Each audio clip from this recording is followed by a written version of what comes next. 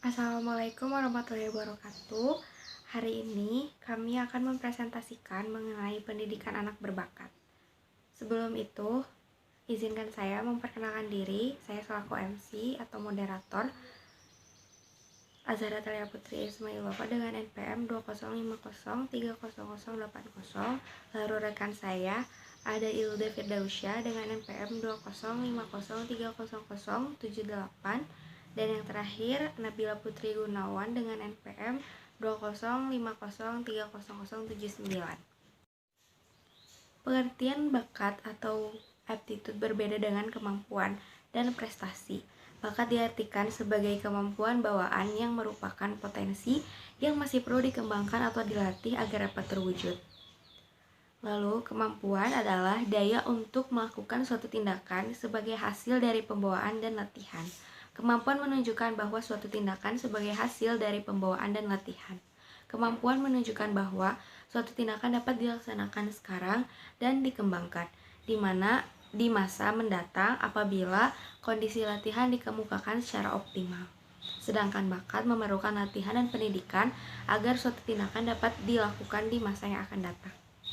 Samsu Yusuf dalam ilmu dan aplikasi pendidikan mengatakan bahwa anak berbakat adalah mereka yang tingkat inteligensinya jauh di atas rata-rata anggota kelompoknya, yaitu IQ di atas 120. Ahli lain yang menggunakan IQ sebagai kriteria dalam menentukan anak berbakat adalah Terman, yang konsepnya mengenai keterbakatan hampir sekitar setengah abad mendominasi psikologi dan pendidikan.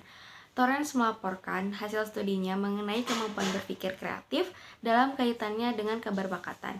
Ia mengemukakan bahwa apabila keberbakatan semata-mata diidentifikasi berdasarkan taraf inteligensi, maka sekitar 70% anak yang tinggi kreativitasnya tidak akan termasuk ke dalam kelompok mereka yang disebut anak berbakat.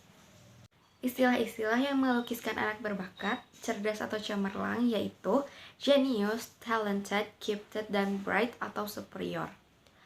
Nah, persamaan dari istilah-istilah tersebut adalah penyimpangan di atas rata-rata. Sedangkan perbedaannya adalah 1. Genius digunakan pada mereka yang memiliki kemampuan unggul, berhasil mencapai prestasi yang luar biasa, memberikan sumbangan yang orisinal dan bermutu, serta mempunyai makna yang universal atau mantap. Yang kedua, talented. Suatu bakat khusus yang tidak selalu menghasilkan prestasi yang luar biasa, tidak perlu orisinal dan atau dampak yang universal. Gifted atau berbakat. Mempunyai kesamaan dengan jenius karena keduanya berkaitan dengan kualitas intelektual, namun berbakat belum tentu terwujud dalam suatu karya unggul yang mendapat pengakuan universal. Jadi, tidak semua anak berbakat merupakan anak jenius. Lalu yang terakhir ada bright atau superior, merujuk kepada karakteristik seseorang yang memiliki inteligensi tinggi. Assalamualaikum warahmatullahi wabarakatuh. Perkenalkan, nama saya Ilda Firdausya Marsyal, NPM 2050300078, akan menjelaskan materi slide yang kelima. Menurut Marlan, dalam ilmu dan aplikasi pendidikan anak berbakat adalah anak yang memiliki kemampuan tinggi dalam aspek yang pertama, kemampuan umum yang tinggi, yaitu kecerdasan dan kemampuan individu yang berada pada posisi di atas rata memadukan elemen-elemen yang biasanya dianggap sebagai suatu yang terpisah-pisah atau tidak sejenis dan kemampuan mengembangkan keterampilan baru yang mengandung nilai-nilai sosial. Yang keempat, kepemimpinan. Kemampuan untuk mengarahkan individu-individu atau kelompok untuk mengambil keputusan, menetapkan tindakan bersama atau mencapai tujuan tertentu. Yang kelima, kemampuan dalam bidang seni, yaitu memiliki bakat khusus dalam bidang seni rupa, musik, tari, lukis, drama, dan lainnya. Slide berikutnya yaitu ciri-ciri anak berbakat. Menurut Balitbagdepdiknas 1986 mengungkapkan ciri-ciri keterbakatan peserta didik dilihat dari aspek kecerdasan, kreativitas, dan komitmen terhadap tugas. 1. Lancar bahasa. 2. Memiliki rasa ingin tahu. 3. Memiliki kemampuan yang tinggi dalam berpikir logis dan kritis. 4. Mampu belajar atau bekerja secara mandiri. 5. Ulet menghadapi kesulitan. 6. Mempunyai tujuan yang jelas dalam tiap kegiatan atau perbuatannya. Cermat atau teliti dalam mengamati. 8. Memiliki kemampuan memikirkan beberapa macam pemecahan masalah. 9. Mempunyai minat yang luas. 10. Mempunyai daya imajinasi yang tinggi. 11. Belajar dengan cepat. 12. Mampu mengemukakan dan mempertahankan pendapat. 13. Mampu berkonsentrasi. 14. Tidak memerlukan kedorongan motivasi dari luar. Selanjutnya, karakteristik anak berbakat. Menurut Dedi Supriyadi, anak berbakat memiliki karakteristik berbeda dengan anak-anak normal. Karakteristik anak berbakat meliputi 1. Memiliki kelebihan yang menonjol dalam kosakata. 2. Memiliki informasi yang kaya. 3. Cepat menguasai bahan pelajaran. 4. Cepat dalam memahami hubungan antar fakta. 5. Mudah memahami dalil-dalil atau formula-formula. 6. Memiliki ketajaman dalam menganalisis sesuatu. Lalu di sini ada jenis-jenis bakat berdasarkan fungsi atau jiwa raga yang terlibat dalam macam-macam prestasi.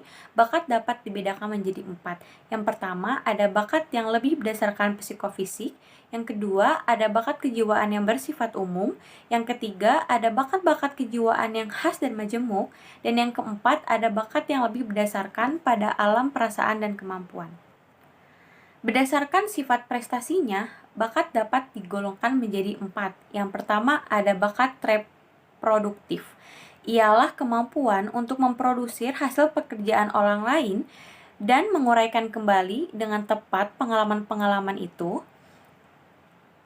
Bakat ini berhubungan erat dengan daya ingat. Lalu yang kedua ada bakat aplikatif. Bakat ini merupakan kemampuan memiliki, mengamalkan, mengubah, dan menerangkan pendapat, buah pikir yang berasal dari orang lain. Lalu yang ketiga ada bakat interpretatif. Interpretatif ini merupakan bakat menerangkan dan menangkap hasil pekerjaan orang lain, sehingga di samping sesuai yang dimaksud penciptaannya, dalam penjelasan itu juga tampil pendapat atau pendirian pribadi. Dan yang terakhir ada bakat produktif. Bakat ini merupakan kemampuan menciptakan hal-hal yang baru berupa sumbangan dalam ilmu pengetahuan, pembangunan, dan lapangan lain yang berharga.